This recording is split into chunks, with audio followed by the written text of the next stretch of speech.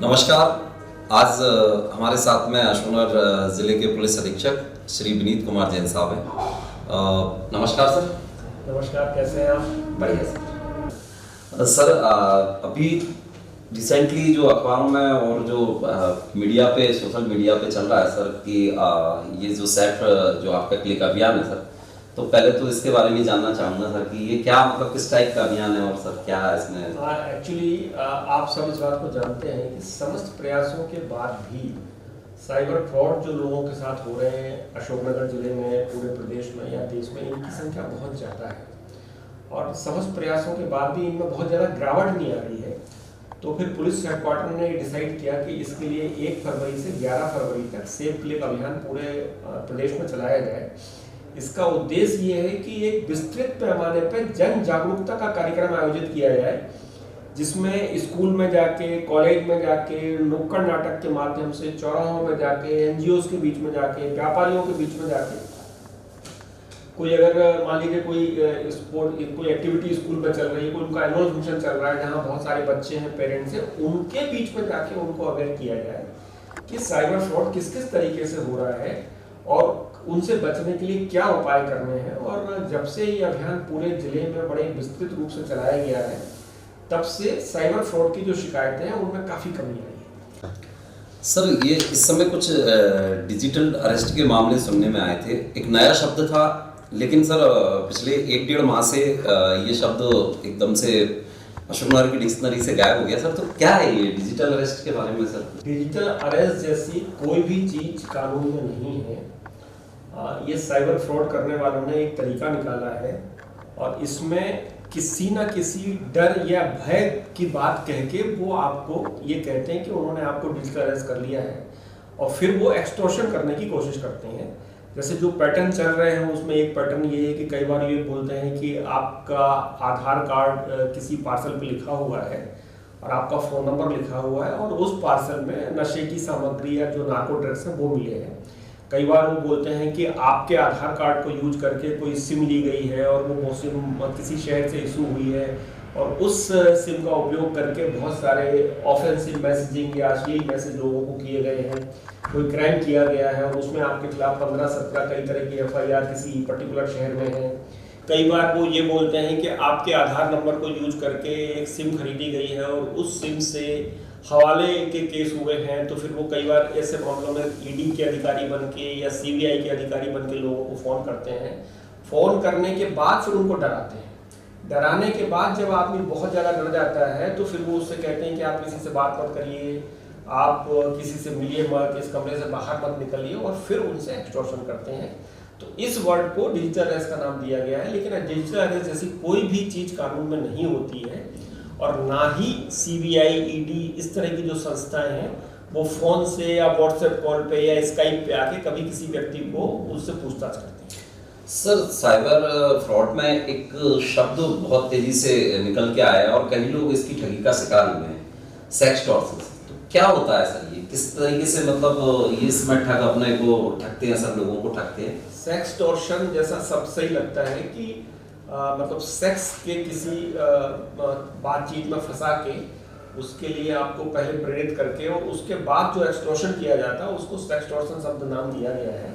इसमें मूल रूप से ये करते हैं कि अननोन नंबर से कोई वीडियो कॉल आता है और अननोन नंबर के वीडियो कॉल से जब आप उठाते हैं उसको तो पीछे सामने वाली स्क्रीन पे जो दूसरा कॉलर है उसके पास में कुछ ऐसी सेमी न्यूड या न्यूड टाइप की लड़कियों के कुछ फोटो होते हैं जो वो सॉफ्टवेयर वगैरह के माध्यम से बनाते हैं। फिर उनको मॉर्फ करके वो जो वीडियो कॉलर है उसमें ऐड कर देते हैं और ऐड करने के बाद तो इस तरह से फिर कॉल करते हैं कि भाई हमारे पास आपके ऐसे ऐसे फोटो हैं, वीडियो हैं जिसमें आप कुछ ऐसी हरकतें कर रहे हैं जो सही नहीं है।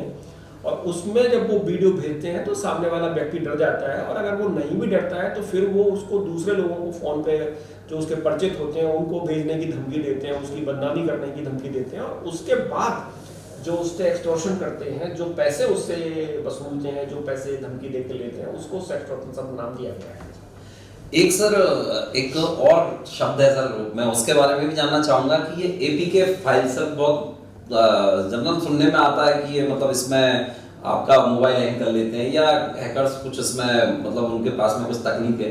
तो क्या सर मामला है ये, इस बारे में लोगों को थोड़ा सा अवेयर होना जरूरी है सर, तो आपसे मैं जानना चाहूँगा। ये भी एक तरीका इस समय चल रहा है।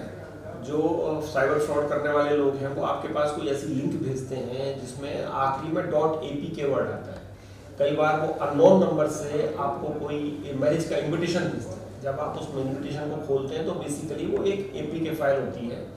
APK फाइल में, और जब फाइल आप खोलते हैं तो उसमें कई मैलवेयर ऐसे रहते हैं कि जो आपके मोबाइल की सारी इंफॉर्मेशन एक्सेस कर लेते हैं। कई बार वो अपने आधार नंबर, अपना ATM का नंबर, ATM के पासवर्ड, ये सारी चीज़ें, अकाउंट नंबर सारी उसमें मोबाइल में सेव करके रखते हैं। तो वो सारी जानकारी उनके पास पहुंच जाती है।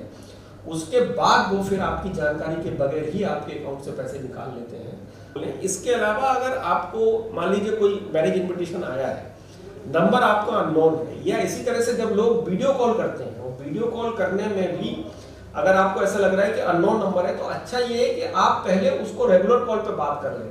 आप जो APK फाइल जिसने भेजी है, जिस नंबर से आई है, उस पर आप बात कर लें। आप पहले कंफर्म कर लें कि आपका परिचित है या नहीं परिचित है तो आप उनको ना खोलें, नहीं तो अदरवाइज इस तरह के फ्रॉड होने की संभावना बनी रहती है। सर एक और मतलब मेरे भी कुछ लोग हैं, तो उन लोगों ने मुझे बताया कि सर ये शेयर मार्केट से संबंधित एक बहुत ज़्यादा समस्या आ रही है सर।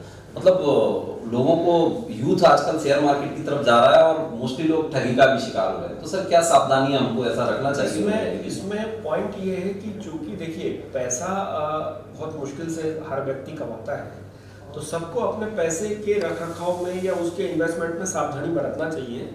और किसी भी शेयर मार्केट के बारे में एडवाइस किसी से नहीं लेनी चाहिए जो कि ग्रुप के माध्यम से या व्हाट्सएप के माध्यम से आपको एडवाइस दे रहे हैं। ये लोग क्या करते हैं कि ये आपको पहले कोई लिंक भेजते हैं, लिंक भेज के उसमें आपको ये बताते हैं कि ये बल्क शेयरिंग परचेज करते हैं, आपको डिस्काउंट में शेयर दिला देंगे, आपको बहुत अच्छा प्रॉफिट दिला देंगे। फिर जब आप इनके ग्रुप में ऐड होते हैं तो उस ग्रुप में कई कम्युनिकेशन ऐसे चलते रहते हैं, जो ग्रुप में बहुत सारे मेंबर्स जो हैं, या एक ही सिम से कई लोग उसमें कई नंबर से सिम लिए रहते हैं और अलग अलग नाम से उनको सेव किए रहते हैं। और वो जो चैटिंग करते हैं, उस चैटिंग में ऐसा इंप्रेशन आता है कि मुझे 15 दिन में 500% का प्रॉफिट हो गया, या मुझे 15 दिन में 200% का प्रॉफिट हो गया। उससे जो नया व्यक्ति है वो उसमें ऐड हो जाता है। फिर वो जो अकाउंट नंबर देता है उसमें पैसे डाल देता है।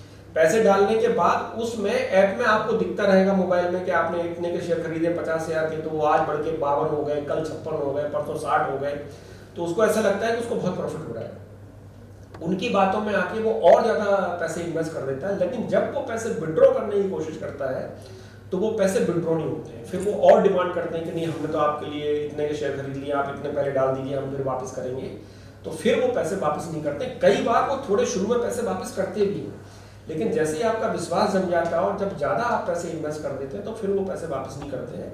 और इसमें एक चीज़ और है, जो कई बार अकाउंट नंबर वो देते हैं आपको, अगर आप उस अकाउंट को देखेंगे तो वो अकाउंट भी गलत होते हैं। मतलब किसी फ्रूट शॉप का नंबर होगा, किसी दुकान वाले का नंबर होगा, किसी व्यक्ति का नंबर होगा, किसी कंपनी के नंबर नहीं होते। और जो कंपनी के नंबर कभी हो भी, तो अगर आप उनको गूगल करके सर्च करेंगे तो उस तरह की कंपनियां, उनके जो नंबर, कॉन्टैक्ट नंबर उसमें डिटेल डले हुए हैं, उनसे अगर आप बात करेंगे तो वो कभी नहीं बोलेंगे कि इस तरह की प्रोसेस वो कर रहे हैं। तो इस तरह से शेयर मार्केट के जो फ्रॉड है उनमें भी लोगों को फंसना नहीं चाहिए। सर आपके इस समय जिले में युद्ध स्तर पे ये अभियान चल रहा है। मेरा सोचना ये है कि मतलब सर गांव से लेके छोटे छोटे कस्बों से लेके और छोटे छोटे गांव तक आपका ये अभियान लोगों को जागरूक कर चुका है। फिर भी खुदा ना खास्ता सर अगर कोई व्यक्ति साइबर फ्रॉड का शिकार हो जाता है तो क्या सर मतलब उसको कैसे क्या करना चाहिए? उसका सबसे अच्छा तरीका है कि साइबर फ्रॉड के संबंध में एक गोल्डन आवर वर्ड यूज होता है। गोल्डन आवर का मतलब ये है कि जैसे ही किसी के साथ फ्रॉड हुआ, उसको इमीडिएटली 1930 जो गवर्नमेंट ऑफ इंडिया ने एक हेल्पलाइन नंबर जारी किया है, उस पर फ़ोन करके अपनी कंप्लेंट करना चाहिए। उसके बाद वो जो पैसे नीचे चैनलाइज हो रहे हैं या विड्रॉ होने विभिन्न अकाउंटों में जा रहे हैं, उनको वो ब्लॉक कर देते हैं। उसके बाद काफ़ी संभावना है कि आपका पैसा ब्लॉक हो जाएगा, तो आपके पैसे आपको वापस मिल जाएंगे। सबसे पहले तो ये करना चाहिए, और उसके बाद इमीडिएटली कंसर्निंग जो पुलिस स्टेशन है उस पर आकर एफआईआर करानी चाहिए, ताकि इन्वेस्टिगेशन करके पुलिस लोगों को पकड़ने की कोशिश करे। लेकिन चूंकि इसमें कोई ज्योग्राफिकल बाउंड्री नहीं है, कोई आदमी अशोकनगर के व्यक्ति से फ्रॉड कर रहा है, वो देश के किसी भी हिस्से का रहने वाला हो सकता है, विदेश का भी रहने वाला हो सकता है, तो इन्वेस्टिगेशन में बहुत परेशानी होती है। बहुत समय लगता है लोगों को गिरफ्तारी करने में। तो सबसे अच्छा इसमें यही है कि सब लोग इसमें सावधानी बरतें। पुलिस अधीक्षक महोदय श्री विनीत कुमार जैन साहब थे। आज हम लोगों के बीच में जिस तरीके से लोगों को अवेयर करने के लिए सर द्वारा जो अभियान चलाए जा रहे हैं, निश्चित तौर पर डिजिटल अरेस्ट जैसा शब्द ग्रामीण क्षेत्र के लोग भी जानने लगे। और इसका एक जीता जागता उदाहरण ये है कि साइबर अपराधों के ग्राफ में अशोकनगर जिले में भारी गिरावट आई है। और निश्चित तौर पर इसके लिए जो है वो साधुवाद मैं आदरणीय सर को देता हूँ। और आप सभी लोगों से भी अपील करता हूँ कि जो डिजिटल अरेस्ट से आपकी जो मेहनत की गाड़ी पूंजी जो ठग द्वारा ठगी जाती है, तो उससे बचाव के लिए सर ने जो आपको उपाय बताए हैं, उन उपायों को आप अपने जीवन शैली में उतार लें, तो निश्चित तौर पर आप ये जो साइबर फ्रॉड है इससे बच सकेंगे। धन्यवाद। जय हिंद।